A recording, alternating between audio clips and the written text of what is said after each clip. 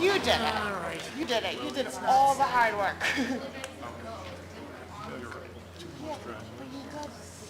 How many times did you do that bike ride? Yeah, so we have a basketball. Billy, how many times did you do that run? Yeah, you did it enough. How many times did you do the swim? Like, you did it all. Trust me.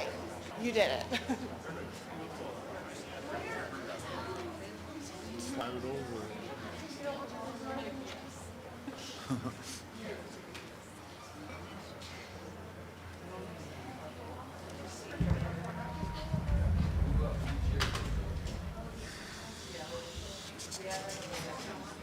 I know the way we're moving, just on top of it.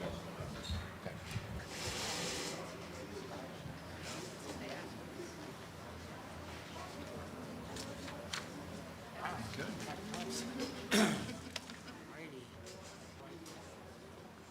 We can break it. Students of the month. Students of the month graduation. Good. And okay. Good evening, all. Welcome to the February 7th, 2023 Board of Education Business Meeting. I'm going to need a motion for a call to order, please. Motion. I need a second. Second. All in favor? Aye. Motion passes. We will start with the Pledge of Allegiance. I pledge allegiance to the flag of the United States of America and to the republic for which it stands, one nation, under God, indivisible, with liberty and justice for all. Okay, for anybody in case of an emergency, we have the emergency exits right behind you and then out to the sides here behind me. We will start with a motion for the approval of order agenda, please. Motion. I need a second. Second? All in favor? Aye. Motion passes. We will move on to the clerk. Hi, Mary. Be it resolved that the Board of Education accepts the minutes of the business meeting held January 10th, 2023. I need a motion. Motion. I need a second. Second. All in favor? Aye. Motion passes. Public comment. Speakers will be recognized who wish to address the board on agenda items only. I think we're okay there. Okay, we were going to start with our students of the month, and who wants to start? Anybody? Mr. Meyer? Thank you, Mr. Springer. All right, I have a special kindergarten student I cannot wait to introduce everyone to tonight. So I'd like to welcome my January student in the month, James Taylor. James, come on up.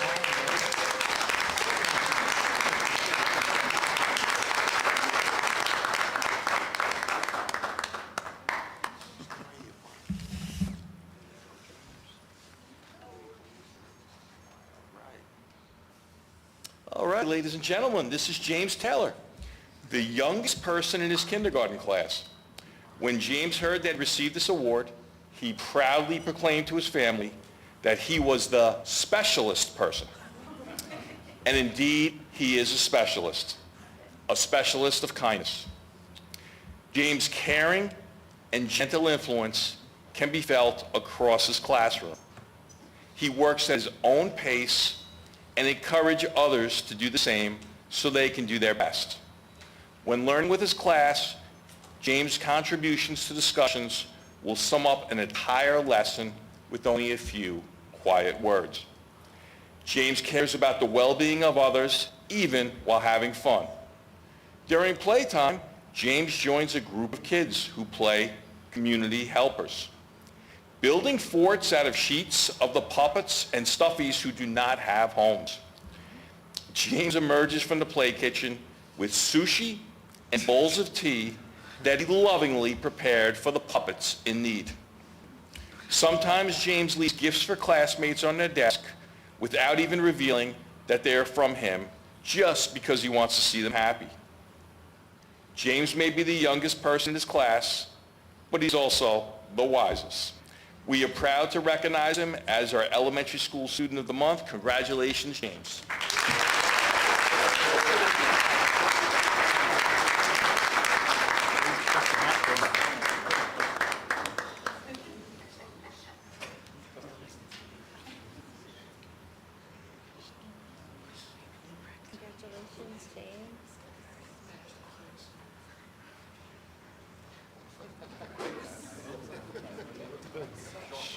Very charming.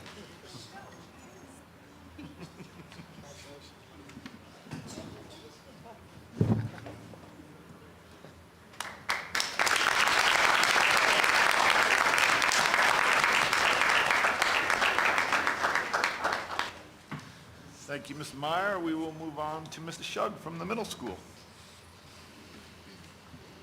Good evening.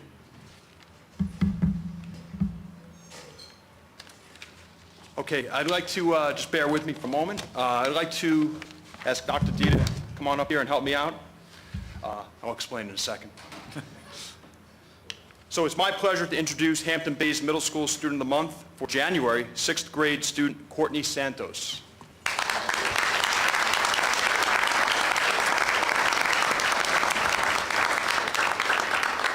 I'd also like to invite a special guest to stand up here with Courtney, Momsy. Momsy?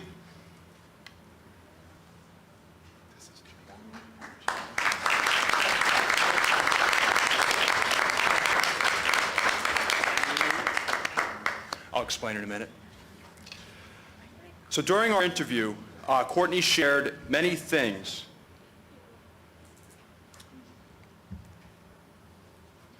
During our interview, Courtney shared many things that helped me to understand why she is the perfect candidate to be our Student of the Month.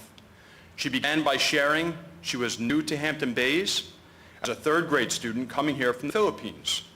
So we got to talking about languages, and she shared that she and members of her family speak Tagalog. Tagalog? Last year, we were afforded the chance to purchase Time Kettle. Thank you, Mr. Carlson, and Mr. Ferraro, Mr. Clemenson, and the Board of Education. Time Kettle is a program we can use to speak with parents and students in the language they prefer to use to communicate. So tonight, I'll be using the program. I will do our presentation using English, and Momsy, her grandma, will hear it in Tagalog. How cool is that? That's so cool. And Time Kettle will translate what I say, so Courtney's grandmother, Momsy, will listen to my presentation in her native language from the Philippines. Courtney loves math with Mr. Roche, especially when she is learning about now, which is coefficients. Her love for math comes from her mother, who gives her a head start teaching her about numbers at home.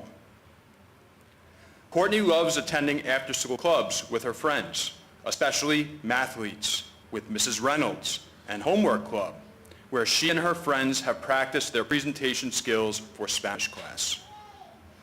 She is looking forward to playing volleyball, which she has learned to love in her PE classes at Hampton Bays Middle School.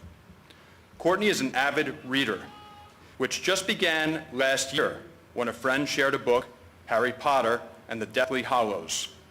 She is now a huge fan of fiction and fantasy, especially Harry Potter. In her spare time, she shares her love for reading ABC books with her 2-year-old sister, Keely, her biggest fan, who's also here. They'll be reading Harry Potter together before we know it. When I asked Courtney about her future, Courtney was quick to share that she aspires to attend Harvard University, which she shared is an Ivy League school. She wants to someday become a nurse. She's less interested in making a lot of money and more interested in helping people, especially to get better. What an inspiration to speak with an adolescent with a big heart and big dreams to match. Finally, when I asked Courtney to share the advice she'd give to new students at HBMS, her secrets to success, she shared the following. Number 1, if you see someone sitting alone, sit with them and include them. Number 2, focus on what you learn in school. If you're sitting next to a friend who is a distraction, change your seat. Number 3, join clubs. Then they help you figure out what you like and what you're great at, and it's a great way to make new friends. These pearls of wisdom always impress me. Hearing Courtney's words were inspiring to me to be a better person. So Courtney, congratulations on being named HBMS's Student of the Month for January. We look forward to many great things to come in your future. Congratulations. Congratulations. That was beautiful.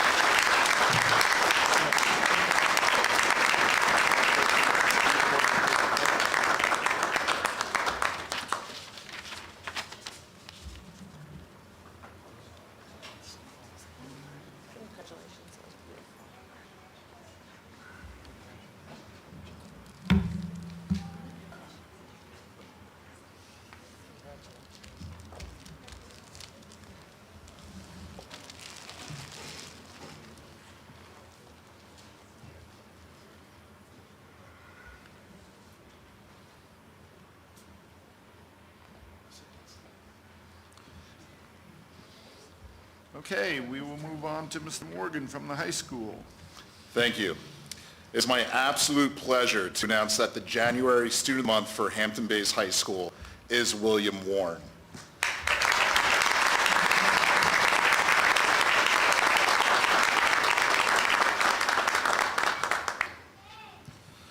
I would also like to add that I think William and his friends had the most fun at our recent senior trip to Woodlock.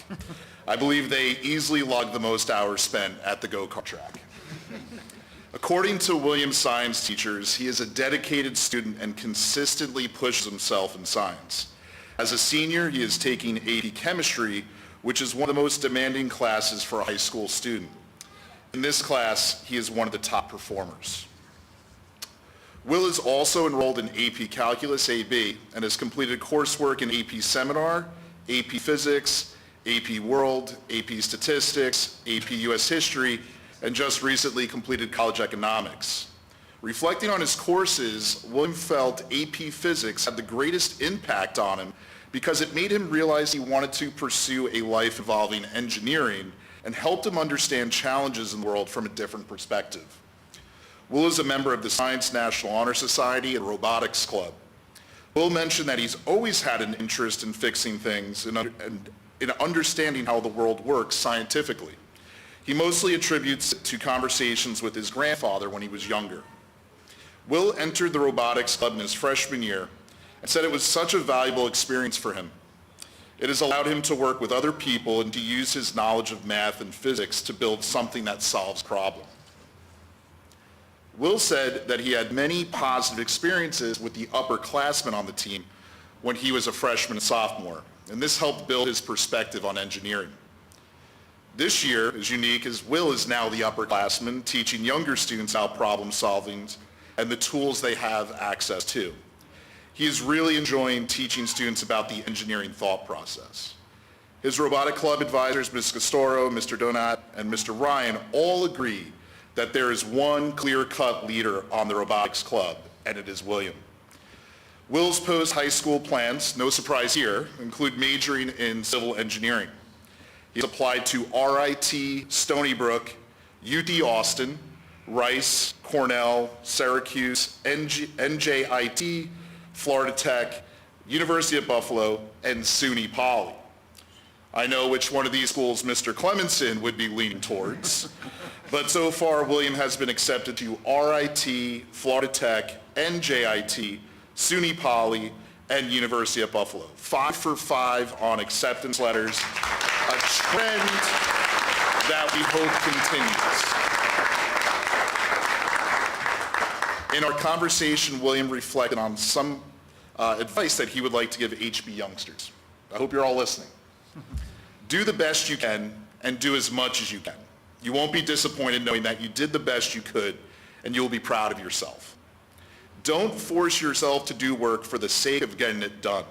If you're frustrated, come back to it and do it properly. And finally, have fun. Always have fun with school. Will would like to thank his dad for always being there to support him, especially with his education. Will said his dad is always happy for him, and clearly with Will, there's a lot to be happy about. Will, we wish you continued success, and we hope the acceptance letters keep rolling in. We are sure you will do great things in the future. Once again, congratulations, William Warren, our January Hampton Bays High School student.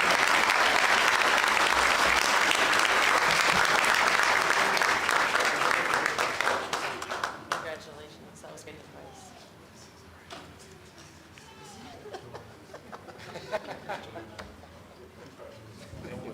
Alyssa and Ethan.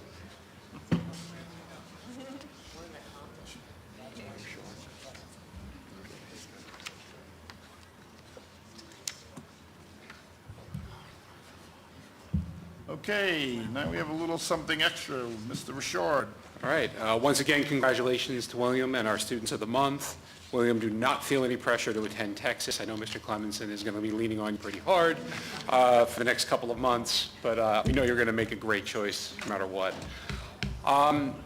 Standing here this evening to present the first graduate of the class of 2023. So I would like to, at this time, invite Mr. Clemenson and Mr. Springer up to the podium, who will help confer a diploma on Natalie Acevedo, who has recently met the standard for graduation as indicated by her guidance counselor, Mrs. Crusay, who's sitting behind her this evening. Natalie has grand plans. She's going to begin a career as an EMT and plans to attend Suffolk Community College to further that in the very near future. So the last barrier to getting her diploma, she was attempting to graduate early, and it didn't work out exactly as planned, but she's still graduating earlier than planned, having successfully challenged the chemistry region. So Natalie, why don't you come on down?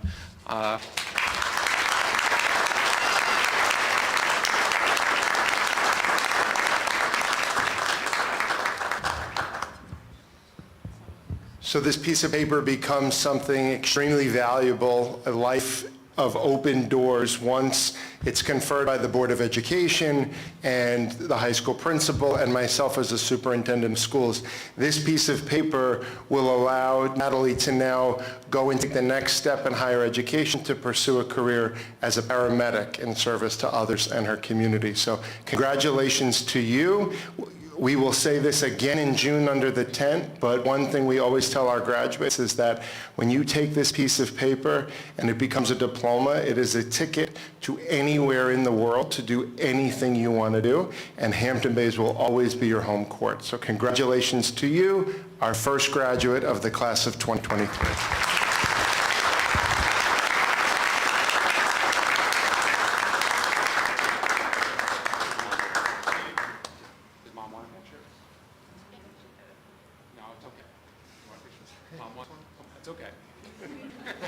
Gotta get a picture of it.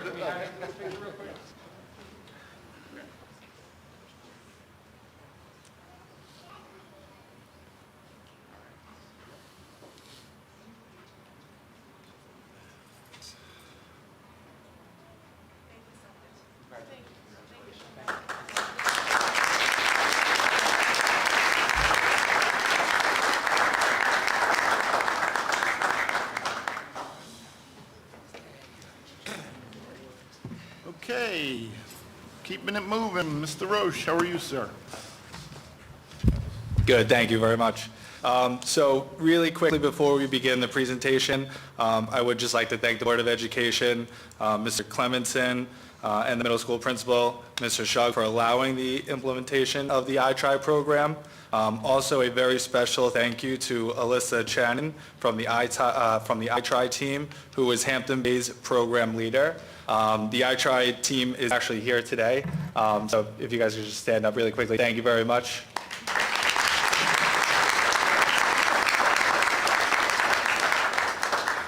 All right, and lastly, the reason why we are all here, congratulations to the 18 girls who successfully completed the iTry program during the 2021-2022 school year. We will start the presentation by awarding all participants with a certificate of achievement, and then afterwards the girls will take over the presentation and talk about their journey in more detail. When you hear your names called, please come up to the podium to receive your certificate. Lila Allen.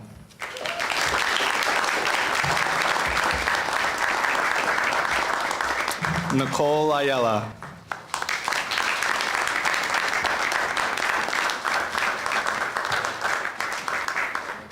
Stella Bruno.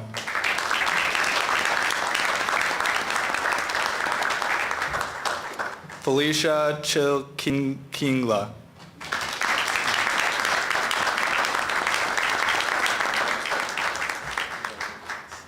Natalie Choi Vasquez.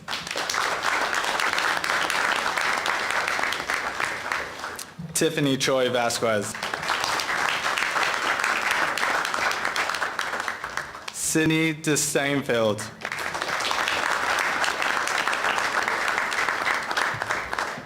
Allison Garcia Gonzalez.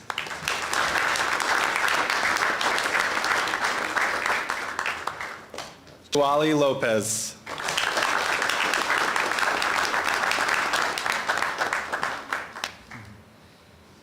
Catherine Mafia.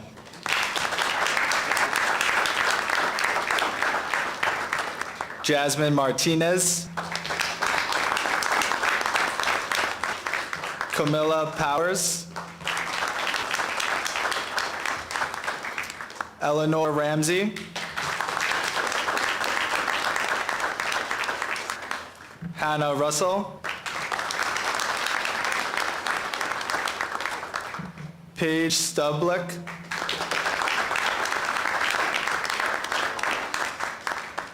Samantha Takuri.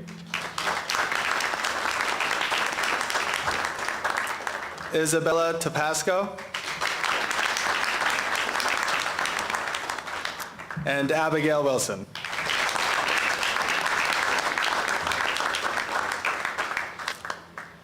For the girls that are going to be participating in the readings, you may come up now, and then we'll read from the podium.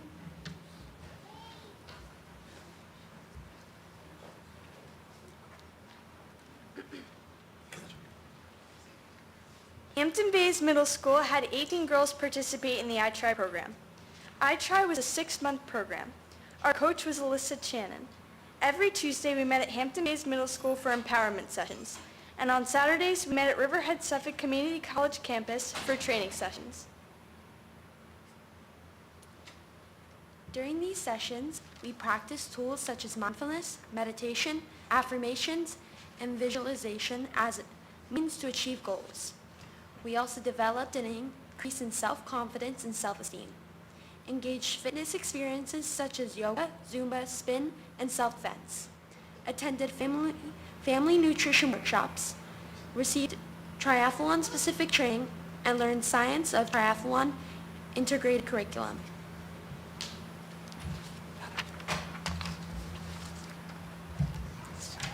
We participated in the Hamptons Youth Triathlon. The Hamptons Youth Triathlon was held on Saturday, July 16, 2022. It was located in Long Beach, Sag Harbor.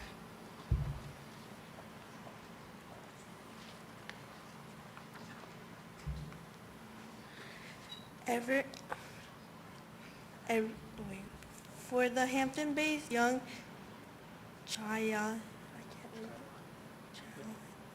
we had it to complete the following: swim 300 yards, bike 6 miles, run 1.5 miles.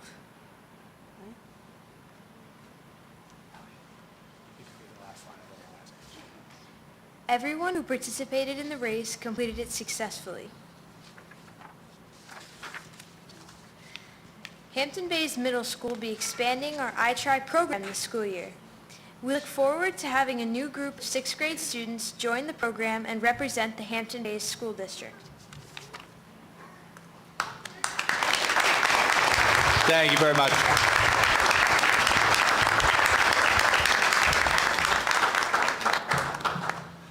Okay, thank you and congratulations again to all of you. We're going to take a quick 5-minute break if anybody wants to take pictures, and then you're more than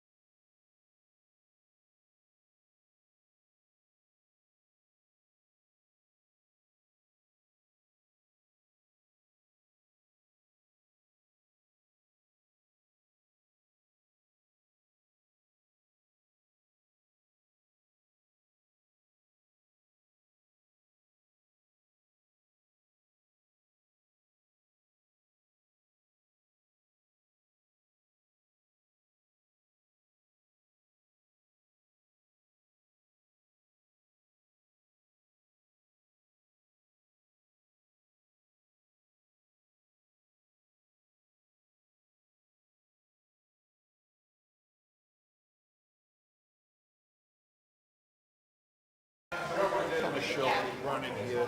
Oh, yeah. Even if you can't put on it, copy and put it into your browser, and it should work for the upload. Hello. Okay. Thank you. Congratulations. Mr. Clemenson, the show is yours, briefly. Nobody came here to hear me, apparently. What are you doing? Yeah, you did. Yeah, you have to, by law. Nice to see everybody. We're entering budget season, so I'll start with enrollment as it looks today and then have a brief conversation with you about enrollment as it looks in the years ahead. Today we stand at 2,041 students, K through 12. That includes our Life Skills Academy. That number is just slightly down from last month, but notably up from September. So 22 students up from September. You divide that across 13 grade levels and the life skills programming, and it is not as markedly obvious as you'd think, but we do keep our eyes on that enrollment. So as you look ahead to, as we're entering budget season, we keep our eye on what's needed for next year, but to the extent we can, we need to forecast multi-years in advance. And so before you is a slide that projected enrollment through 2031 that was current as of January 2022. So last year we engaged Stanton Leggin at Associates, who does a comprehensive demographic study of transient rates, birth rates, transient rates by grade level. So we know that basically 1.0 of the fourth graders become fifth graders, but 1.8 of the eighth graders become ninth graders. So we see a bump from kids coming from parochial school. They do all of that trend analysis for us. We update that every year. So this was January of 2022. The next slide you're going to see overlaid right on top of it is January 2023's projection. So you'll see that's where we stand for what our buildings look like. We know that we're going to have elementary schools basically plateaued in terms of the number of sections, the class sizes that we like. We're not going to anticipate at this time having tremendous new space needs, nor are we going to realize tremendous space gains where we get real estate back in the building to be repurposed for something else. At the middle school, you'll see a little bit of a decline and then a plateau, and the high school is where you see the most marked, I'd call that a blue diamond ski slope, right, of declining enrollment. And that's not because kids are leaving the district, it's because we're graduating larger classes than we are having incoming kindergarten classes rise and get older. So I'm going to change the slide and you're going to see where we are now as opposed to where we were last year. So you can see between 2022 and 2023, given the amount of kids who either stayed in the district or new entrants that we had, and our kindergarten enrollments, we're a little higher in each of those buildings than we were anticipated to be in January of 2022. Negligible amount at this point, but it is a trend that we need to pay attention to as we forecast what programs we might need, how many class sections we might need. As people retire, do they need to be replaced, or is that a repurposing of that full-time equivalent staff member into a different program or responsibility or opportunity that we're looking for? So you can see in the district, this is January 2022, a general downward trend line, but we're a little bit higher. So bit of a bunny slope, there we are now, more of a blue diamond again. So we're a little higher than we were last year in our projections. Nothing to write home about at this point, but it does impact our longer term planning when we start to anticipate, could this, for example, this is an example, hypothetical, kids need their 4 credits of English to graduate. So you take all the number of kids in the building and you figure out how much teaching time you're going to need to make sure that all of your kids get 4 credits of English over the course of their high school experience. When you have declined enrollment, you get a little bit of breathing room so that the English department, for example, isn't just teaching graduation requirements. Then we can start to add electives. We currently have electives there, but you have the opportunity when you're teaching less of minimal requirements to graduate, opportunities to add more electives to the game for kids to take advantage of. So those are the things we think about when we're projecting these numbers. Tonight you're going to vote on the 2023-24 calendar and hopefully accept that, our recommendation. You'll notice a couple things that I'll point out here. This is what we remember probably as a traditional school calendar back in the day, where school starts for faculty and students after Labor Day. The last several years we've had years where we're bringing our conference days back into the end of August or before Labor Day. Here we have a Tuesday conference day and a Wednesday start for students. We have a full conference day on election day. We use this election day to test our remote system, and we'll refresh that so that our resources and tools are always fresh in case we ever need to use that, but we don't necessarily need to do that next year. It is a bigger election in the sense that it's potentially a bigger election in the sense that there will be local races, and those sometimes tend to draw more people out as well. Traditional 3 days at Thanksgiving. We're still in that week and a little for Christmas, New Year's. February break looks traditional. Passover and Easter are separate in the calendar next year. So you'll see at the end of March into April, a 5-day weekend, which coincides with the Easter holiday, and then 2 weeks, 3 weeks later, a spring break that includes the Passover holiday as well.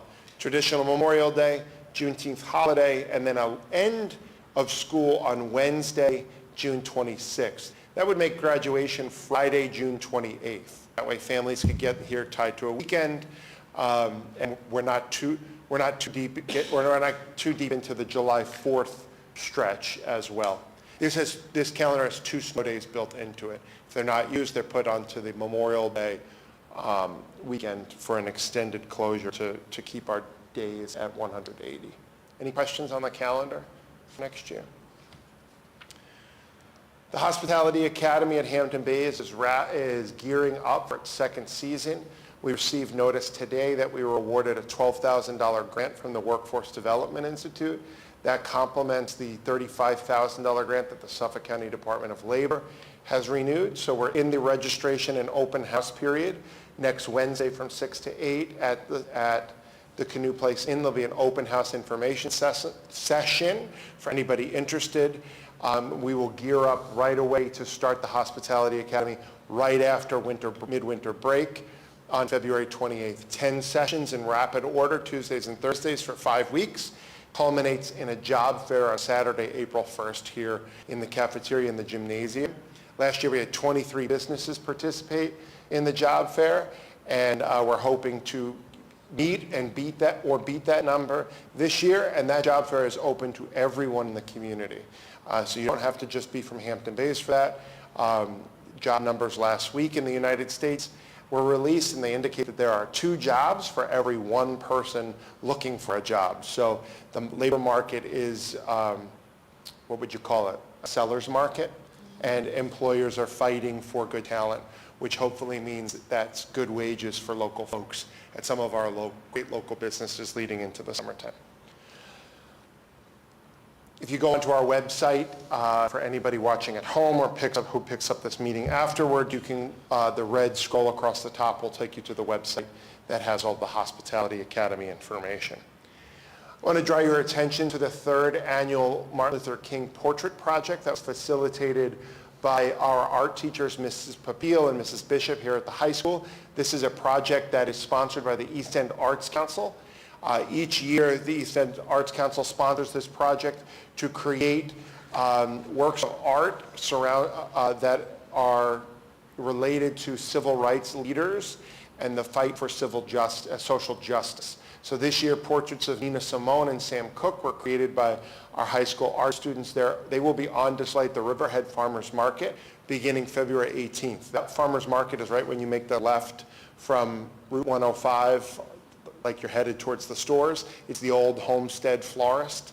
On Saturdays, that's Farmers Market. So until Valentine's Day next week, these two beautiful pieces of artwork are on display in our showcases.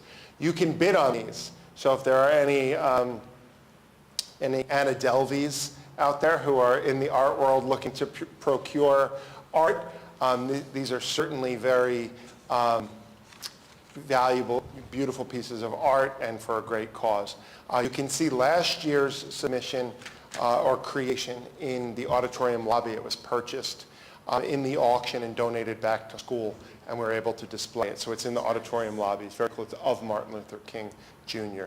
So you can see the information there, and we'll be having some press release for that as well. So February means we're getting into budget planning season for the 23-24 school year. Last week, Governor Hochul released her state budget on February 1st, which then kicks us into high gear to developing that plan for next year. So the February meeting starts the budget season to give the public and to confirm with the Board of Education that our operating principles in budget planning are still the same as they have been in previous years. Those include maintaining the programs that are viable, retaining the staff we need to do that at a high level, remaining under the tax cap, and avoiding the use of our reserves. So that's to not go grocery shopping with your savings account, essentially. The reserves are for emergency purposes or special needs that we have as a school district. You don't want to live off of those. It's not sustainable.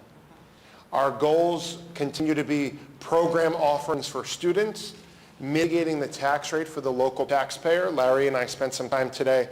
We're actually looking at my own school tax bill as in the history of them as a taxpayer at Hampton Bays. And going back to 2015-16, the school tax rate was $13. This year's tax bill that we received in December, the tax rate is $11.91. And so the Board of Education's commitment over the last 10 years has been to advocate for additional money from Albany, from federal dollars in Washington, and the commitment that to the extent possible, every dollar that comes from those places, from the governor's budget, from the legislature's final budget, to federal grants that we can secure, is a dollar less the local taxpayer has to present or provide for the functioning of our schools. So the local share has gone down in that period of time. Our costs have, of course, gone up, but we work hard to mitigate those costs while we're providing kids with more than the minimal requirement to graduate, electives, co-curricular offerings, services that support special education needs, English language needs, enrichment, advanced placement needs, mental health and social emotional health needs as well through social workers, psychologists, and counselors. So all of that gets, and taxpayer support so that our families who live here can stay here, our seniors who live here can stay here as well. All of that gets baked into the cake as we prepare the budget over the next 2.5 months. The immediate timeline is for Larry to continue working with the departments to finalize the department budgets, how many new desks we need, equipment, projects that we're going to do. I will continue to work with the buildings and the department heads for staffing plans for projections for next year as well. So as the days go on, we will be able to dial that in more specifically. So we start with a cleaver and we get down to a scalpel and a really sharpened pencil in the budget season. We went through our enrollment review, updated our demographic data. Our program managers, like I said, are populating their budgets specifically with faculty, teams, departments, getting to the nitty-gritty of what's really needed. Mr. Pagano is working with, at the early part of CSE season, projecting what our needs are going to be, not only for our current students who are enrolled in school or in out-of-district placements, but really taking a look at our 4-year-olds who are coming into kindergarten and what needs they are going to present with that we need to take a look and make sure that they're supported. So more information will develop on that as well. We look at our graduating seniors, 180 or so kids, and what our kindergarten registration numbers look like. I ran into some dusty-eyed parents today in district office who were there picking up kindergarten registration packets. So as we're giving our first diploma tonight, we're also giving our registration packets for kindergartners as well, and the cycle continues. So we look at CTE numbers as well, pension rates, benefit rates, and the projections for those, and our course offerings as well. So a lot is happening simultaneously as we really gear up. The proposed New York State budget, typically we hold our breath until April 1st or thereabouts, because the governor would traditionally come in with a number that kept some money off the table, and then the legislature would have to haggle, or we would get onto buses or go to Albany and advocate for additional state aid, and we always knew that our state aid number in January, and we were able to reasonably presume that by April that state aid number was going to be higher. And so we knew that this was a starting point. The last 3 years, however, with the governor's commitment to fully funding foundation aid, and we've talked about this at many meetings in the past, what's happened is the number in January has typically been the number in April.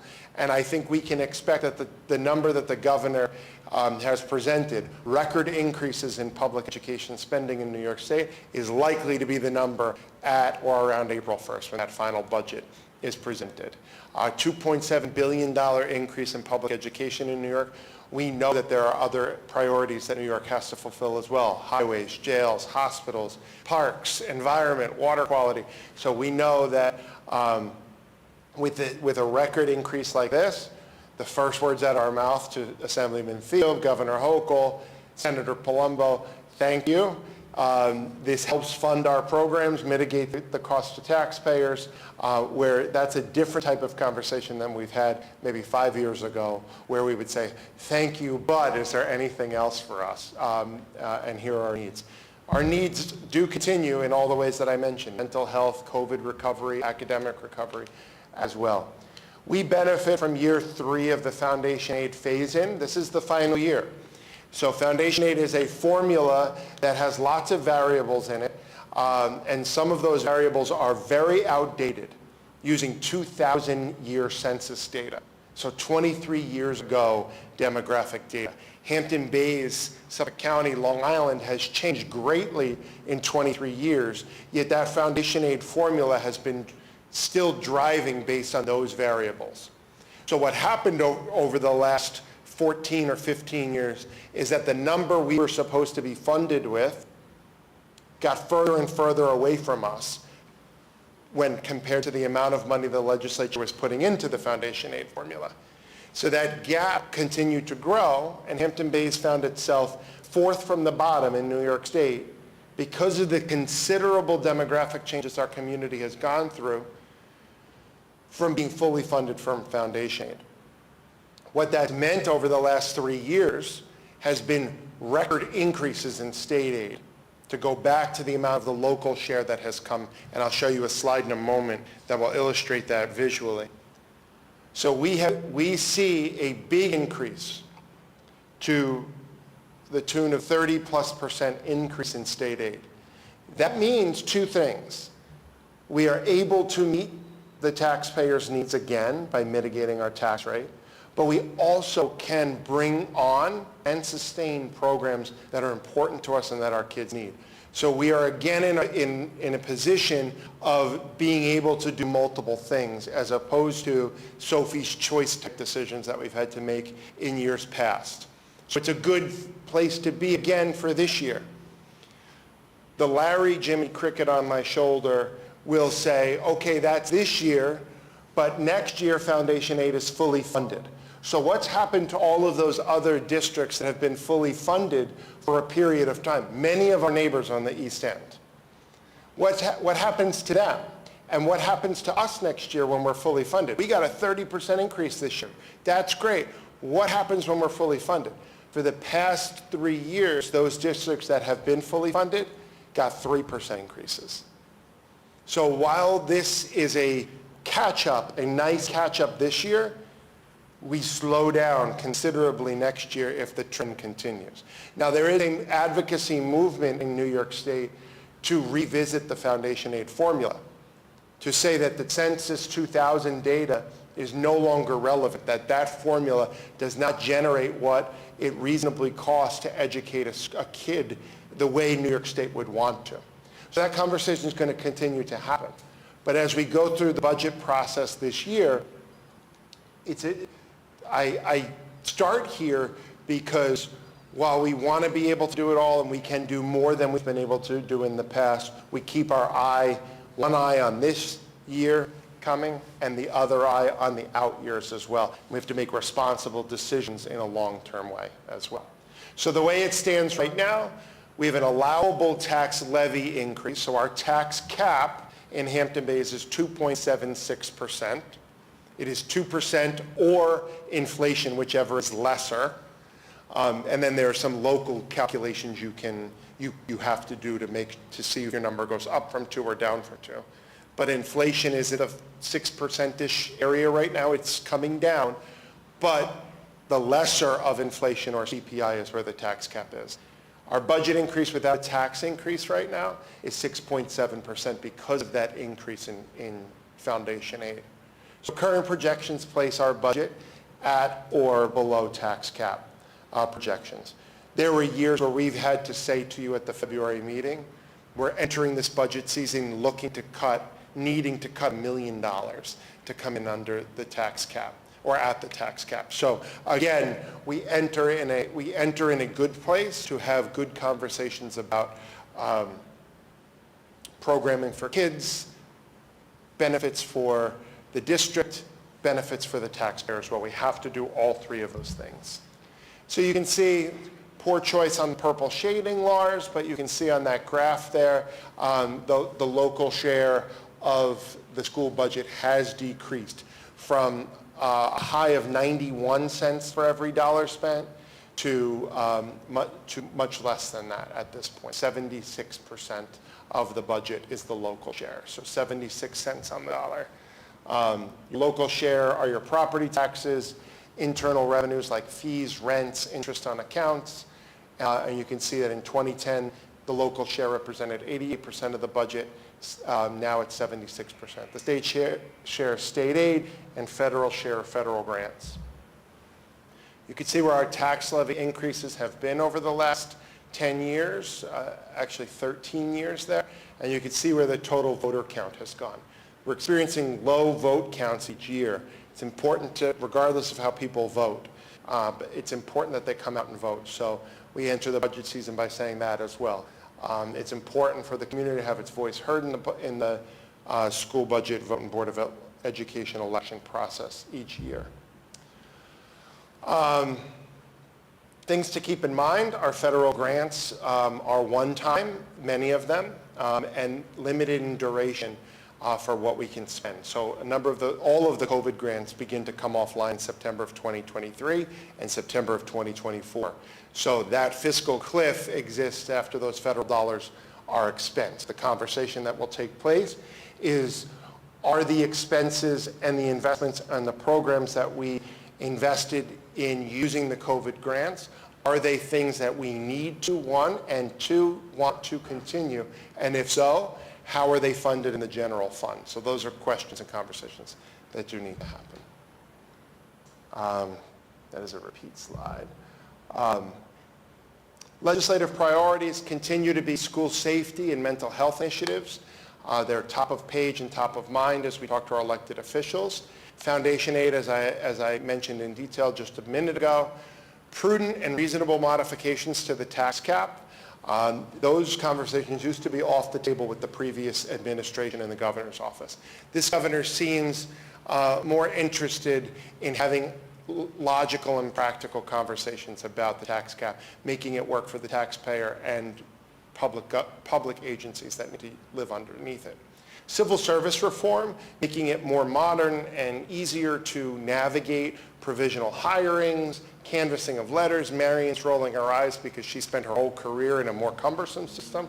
And if we make these reforms in New York State, it's going to make Mandy's job much more efficient in working with our partners at Civil Service.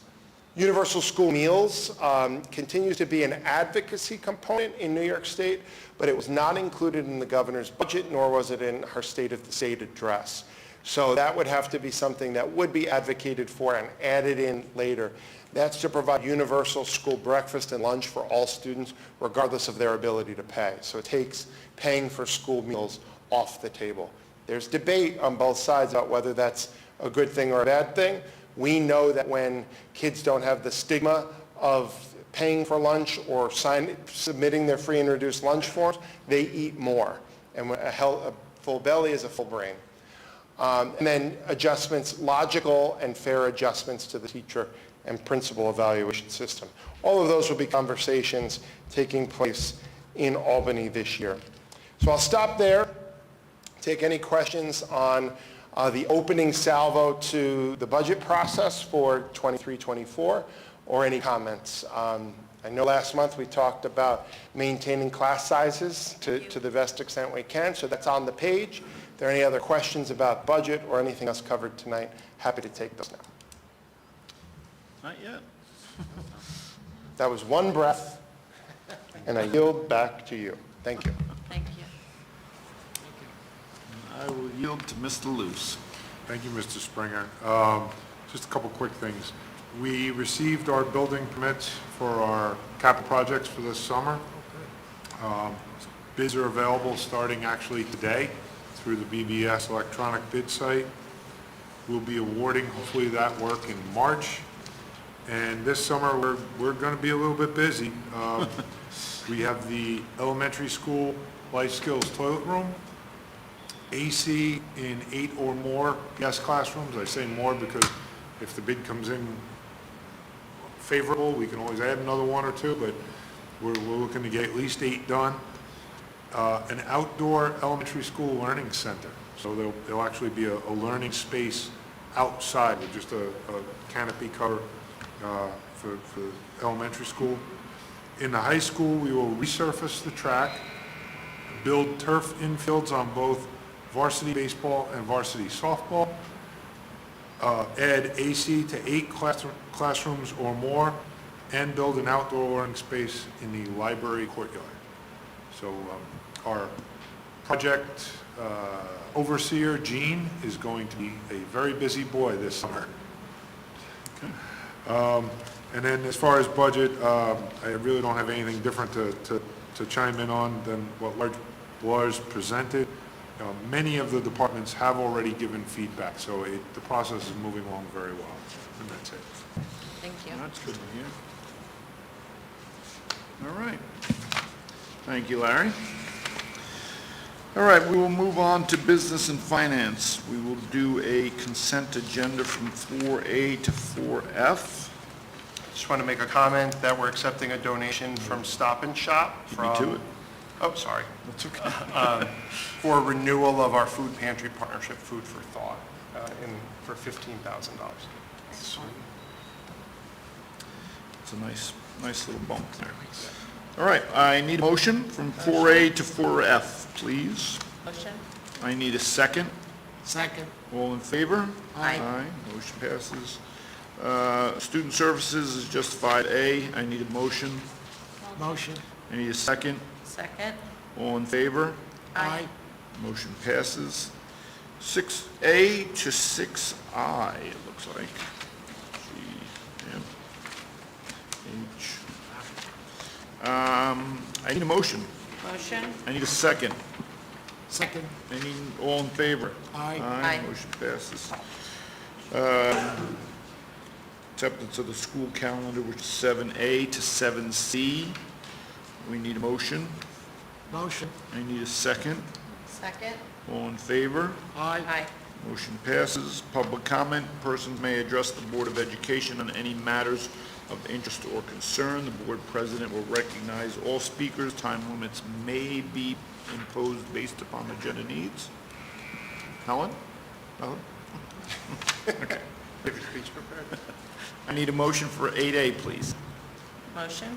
I need a second. Second. All in favor? Aye. Okay, with that, the meeting is adjourned. Thank you all. I need a motion to adjourn the meeting now. Motion. I need a second. All in favor? Aye. Motion passes. Meeting is adjourned. Thank you all. Get home safely. Thank you.